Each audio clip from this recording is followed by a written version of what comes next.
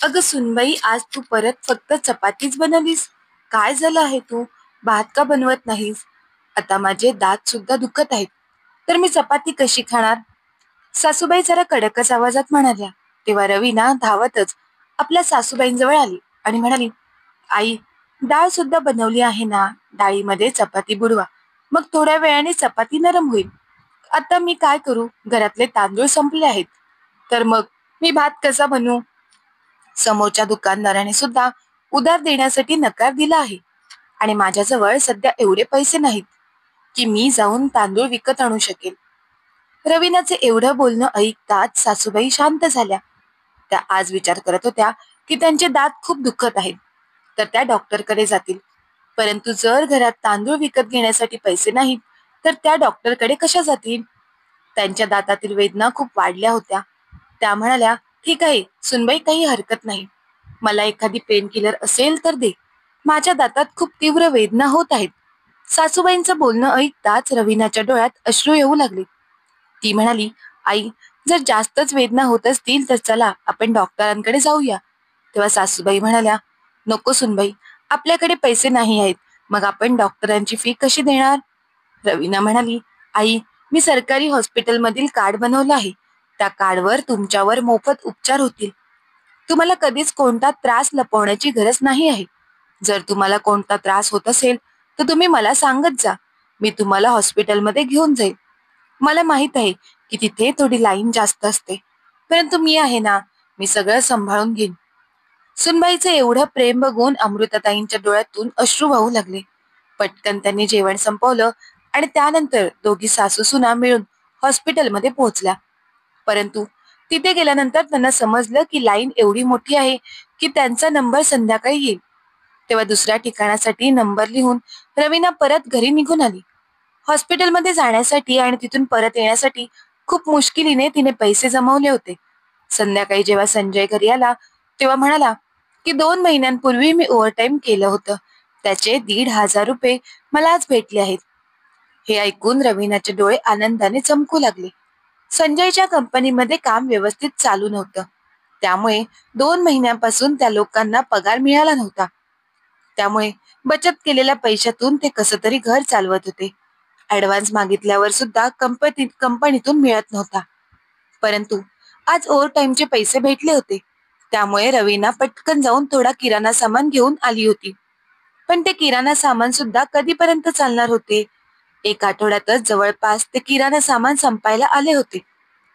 रवीना अशा परिस्थितीमध्ये घर चालवून खूपच परेशान झाली होती. जेव्हा चांगले दिवस होते तेव्हा तिला कोणत्याच गोष्टीसाठी विचार करावा लागत नव्हता. तेव्हा ती सर्वांच्याच आवडीचं जेवण बनवत असायची. विनाकारण खर्च ती पहिल्यापासूनच करत नसायची. परंतु कमीत कमी तिला खाण्यापिण्याच्या वस्तूंसाठी तरी विचार करावा लागत नव्हता. ती बाजारात जात असायची. भलेही महागड्या भाज्या खरेदी करायची नाही, परंतु तिच्या बजेटमध्ये बसणाऱ्या भाज्या ती खरेदी करून आणत असायची आणि फ्रीजमध्ये भरून ठेवायची. त्यामुळे पूर्ण आठवडाभर ती अगदी पौष्टिक जेवण बनवून आपल्या कुटुंबाला खायला घालत होती. परंतु आता अशी परिस्थिती आली होती की वरण भात, लोणचे किंवा लोणचेच आणि चपाती असं करून वेळ काढावी लागत होते. आज सुद्धा ती विचार करत होती की नाश्त्यामध्ये काय बनवू. तेवढ्यातच तिचा नवरा येऊन म्हणाला, आज मला भूक नाही आहे, मी ऑफिसला जात आहे, तुम्ही लोक काहीतरी बनवून खा. पुढे त्याने काहीच ऐकून न घेता तो घराबाहेर पडला. तेव्हा रवीनाच्या डोळ्यात पाणी आले आणि ती विचार करू लागली की नक्कीच त्यांना समजलं असेल की घरामध्ये सामान कमी आहे, म्हणूनच ते भूक नाही आहे असे कारण सांगून निघून गेले. आता नवरा उपाशी गेल्यामुळे रवीनाला सुद्धा काहीही खाण्याची इच्छा होत नव्हती. तिने आपल्या सासूसाठी एकच डाळ खिचडी बनवली आणि स्वतः मात्र उपाशी पोटी घराची साफसफाई करू लागली. तिने डाळ खिचडी फक्त आपल्या सासूबाईंसाठीच बनवली होती, पण आता तिला सुद्धा थोडी भूक लागली होती, म्हणून तिने सुद्धा त्यातील थोडी डाळ खिचडी खाल्ली. तेव्हा तिची सासू म्हणाली, सुनबाई, तुझ्या नंदेचा फोन आला होता, ती माहेरी येत आहे. सासूबाईंचे असे बोलणे आता रवीनाच्या कानामध्ये गुंजत होते, कारण तिची नणंद जेव्हा घरी असायची तेव्हा सासूबाई म्हणायच्या की तू तुझ्या नंदेला एखादी छानशी भेट देऊन निरोप दे, म्हणजे आपण आपल्या मुलीसाठी किती करू शकतो हे तिच्या सासरकडच्या लोकांना दिसेल. रवीना आता हैराण झाली होती, कारण तिच्या नवऱ्याचे काम नीट चालत नव्हते. घरात जेवण बनवण्यासाठी लागणारे किराणा सामान सुद्धा जवळपास संपत आले होते. त्यामुळे या वेळेला जेव्हा नणंद घरी येईल तेव्हा आपल्या नंदेचा पाहुणचार कसा करावा हे रवीनाला समजत नव्हते. कारण अगदी अचानकपणे सांगून तिची नणंद आली होती. त्यामुळे तिने जेवणासाठी लागणारे सामान सुद्धा मागवले नव्हते. घरामध्ये थोडा रवा शिल्लक होता, म्हणून रवीनाने लगेचच उपमा बनवला. तेव्हा रवीनाची सासू थोडी रागातच म्हणाली, सुनबाई, हे काय आहे? माझी मुलगी आजारी आहे का? त्यामुळे आजारी माणसाला नाश्ता दिला जातो, तसा नाश्ता तू तिच्यासाठी बनवला आहेस? पण आता रवीना आपल्या नंदेसमोर सासूबाईंना काहीच बोलू शकली नाही. पण तिची नणंद स्वाती स्मित हास्य करत म्हणाली, काही हरकत नाही आई. नेहमीच तळलेले चमचमीत पदार्थ खायलाच हवेत असे नाही ना. तसही उपमा सुद्धा मला खूप आवडतो आणि शरीरासाठी अशा प्रकारचा नाश्ता खूप चांगला असतो. आपल्या नंदेचे असे बोलणे ऐकल्याबरोबर रवीनाच्या मनाला थोडी शांतता मिळाली. चहा नाश्ता झाल्यावर रवीनाची सासू अमृताताई त्यांच्या मुलीला म्हणाल्या, जा बाळा, जाऊन रूम मध्ये आराम कर. संध्याकाळी मी काहीतरी चांगले जेवण बनवते. तेव्हा स्वाती म्हणाली, नाही आई, मी काही महत्वाच्या कामासाठी आली होती, त्यामुळे आजच मी परत जाणार आहे. तेव्हा तिची आई म्हणाली, अगं असे कसे होऊ शकते? एवढ्या दिवसांनी तू माहेरी आली आहेस आणि अशीच निघून जाणार? कमीत कमी एक आठवडा तरी थांब बाळा. सासूबाईंचे असे बोलणे ऐकल्याबरोबर रवीनाचे हृदय जोर जोरात धडधडू लागले होते. ती विचार करत होती, जर आता नंदनबाई थांबल्या तर त्यांचा एवढा सर्व खर्च कसा करणार? तेवढ्याच स्वाती म्हणाली, नाही आई, मी आता थोड्या वेळातच निघणार आहे. मी फक्त दादा येण्याची वाट पाहत आहे. जसजशी वेळ पुढे जात होती तसतसे रवीनाचे टेन्शन अजूनच वाढत चालले होते. ती विचार करत होती, जेव्हा ताई इथून जायला निघतील तेव्हा सासूबाई नक्कीच त्यांना काही ना काही द्यायला सांगतील. तेव्हा तिच्या लगेच लक्षात आले की कपाटामध्ये एक नवीन साडी ठेवली आहे. तीच साडी ताईंना देईल. परंतु पैसे कुठून आणू? म्हणून तिने गपचूप संजयला मेसेज केला, स्वातीताई घरी आल्या आहेत, तुम्ही थोडे पैसे उधार घेऊन या. परंतु संजय घरी आला तेव्हा त्याचा चेहरा उतरलेला होता. आपल्या रूम मध्ये एकांत मिळताच तो रवीनाला म्हणाला, अरे यार, आज कोणीच उधार पैसे दिले नाहीत. मग मी काय करू? मला तर समजतच नाही.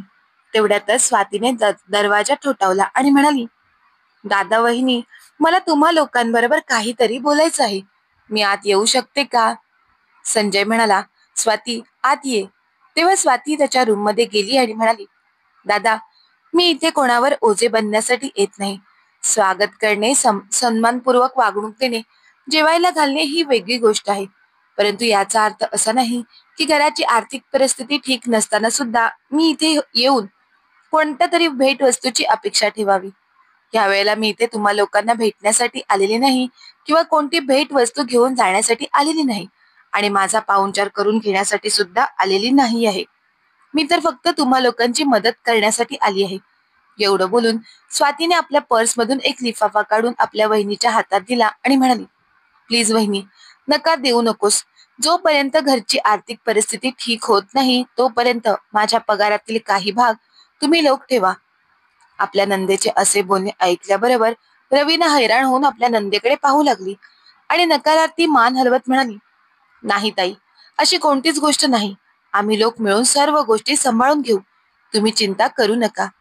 तेव्हा स्वाती चेहऱ्यावर हास्य आणत म्हणाली, अगं वहिनी, माझ्या सासरी जर कधी कोणती अडचण आली तर तू मला मदत करणार नाहीस का? आपण एकमेकांच्या आनंदामध्ये सामील होतो. तुम्ही लोकांनी मला किती वेळा छान छान भेटवस्तू देऊन मला निरोप दिलात. मग माझं कर्तव्य नाही का? जेव्हा माझ्या माहेरच्या घरात खाण्यापिण्याच्या गोष्टींची कमतरता जाणवते तेव्हा मी माझ्या कुटुंबाच्या मूलभूत गरजा पूर्ण करू शकत नाही का? मी जास्त काही करत नाही. जे काही करत आहे ते फक्त माझं कर्तव्य समजून करत आहे. एक गोष्ट चांगलीच झाली. दादाचा एक मित्र मला मार्केटमध्ये भेटला होता आणि त्यानेच मला घरातील परिस्थितीविषयी सांगितले. तेव्हा संजयच्या डोळ्यात पाणी आले. तर रवीनाने पटकन आपल्या नंदेला मिठी मारली. कारण ती तर घाबरत होती की नंदन घरी आली आहे. आता तिला भेटवस्तू देण्यासाठी पैसे कुठून आणायचे? परंतु तिची नणंद तर तिची अडचण दूर करण्यासाठी आली होती. तेव्हा अश्रू भरल्या डोळ्यांनी रवीना म्हणाली, ताई, माहेरचे नाते कसे जपावे हे तुमच्याकडून शिकावे. नाहीतर खूप साऱ्या मुली अशा आहेत ज्या माहेर येऊन फक्त घेण्याची भाषा करतात आणि स्वतःचं कर्तव्य पार पाडण्याची वेळ येते तेव्हा मात्र एक पाऊल मागे हटतात. परंतु तुम्ही खूप चांगले आहात. मला तुमचा अभिमान वाटतो. रवीनाच्या डोळ्यात आलेले अश्रू पाहून स्वाती म्हणाली, बस वहिनी, एवढं रडण्याची गरज नाही आहे. आता चला, मी निघते. मला घरी जाऊन रात्रीचं जेवण सुद्धा बनवायचं आहे. स्वाती तिथून निघू लागली तेव्हा रवीना धावतच किचन मध्ये गेली आणि एक काचेची बरणी घेऊन परत येऊन ती बरणी स्वातीच्या हातात देत म्हणाली, ताई, परवाच मी थोडं लोणचं बनवलं होतं. त्यातील थोडं लोणचं तुम्ही सुद्धा घेऊन जा. मग पटकन पुन्हा एकदा रवीना तिच्या रूम मध्ये गेली आणि कपाटातून नवीन साडी आणून स्वातीला देत म्हणाली, ताई, ही साडी मी आता खरेदी केलेली नाही. अगोदरच खरेदी करून ठेवली होती. पण आता तुम्ही आलाच आहात तर रिकाम्या हाती मी तुम्हाला कशी पाठवू? आपल्या वहिनीचे एवढं प्रेम पाहून स्वातीच्या डोळ्यात सुद्धा आनंदाश्रू आले. स्वातीची आई हैराण होऊन हे सर्व पाहत होती. तिला समजतच नव्हतं की नक्की हे सर्व काय घडत आहे. तेव्हा स्वाती आपल्या आईला म्हणाली, आई, माझं माहेर भेटवस्तू देऊन किंवा घेऊन टिकून राहणार नाही, तर दादा वहिनीच्या प्रेमाने टिकून राहील. म्हणून त्यांच्या कठीण परिस्थितीमध्ये मी आज त्यांच्या सोबत उभी आहे. तेव्हाच हे लोक पुढे जाऊन माझ्या सुखदुःखामध्ये माझी साथ देतील. म्हणून यापुढे कधीही मी माहेरी आल्यानंतर तू दादा किंवा वहिनीवर दबाव टाकू नकोस की मी आली आहे म्हणून त्यांनी जास्त खर्च करावा. आता तिच्या आईला सुद्धा कदाचित ही गोष्ट समजली होती. म्हणून आपल्या मुलीचे असे समजदारीचे बोलणं ऐकून त्यांच्या सुद्धा डोळ्यात पाणी आले होते. आपल्या सर्व मुलांमध्ये एवढं प्रेम आणि एकता पाहून त्यांना समजले होते की आयुष्यामध्ये चांगले दिवस असो किंवा वाईट दिवस, पण आपली मुले कधी एकमेकांपासून वेगळी होणार नाहीत आणि ती नक्कीच एकमेकांना सुखदुःखात साथ देतील. तर मित्रांनो, ही होती आजची कथा. या कथेमध्ये स्वातीने दाखवलेला समजदारपणा आपल्या कौटुंबिक जीवनामध्ये सुद्धा यायला हवा की नको, याविषयी आपले काय मत आहे ते आम्हाला कमेंट बॉक्समध्ये कमेंट करून नक्की कळवा. आणि अशाच प्रकारचा प्रसंग आपल्या कुटुंबामध्ये सुद्धा घडला असेल तर ते सुद्धा आम्हाला कमेंटच्या माध्यमातून नक्की कळवा. आणि जर काही कथा आवडली असेल तर कथेला लाईक करा, शेअर करा. आणि अशाच नवनवीन कथा ऐकण्यासाठी तुम्ही अजूनही आपल्या चॅनलला सबस्क्राईब केलं नसेल तर मात्र सबस्क्राईब करायला विसरू नका. धन्यवाद.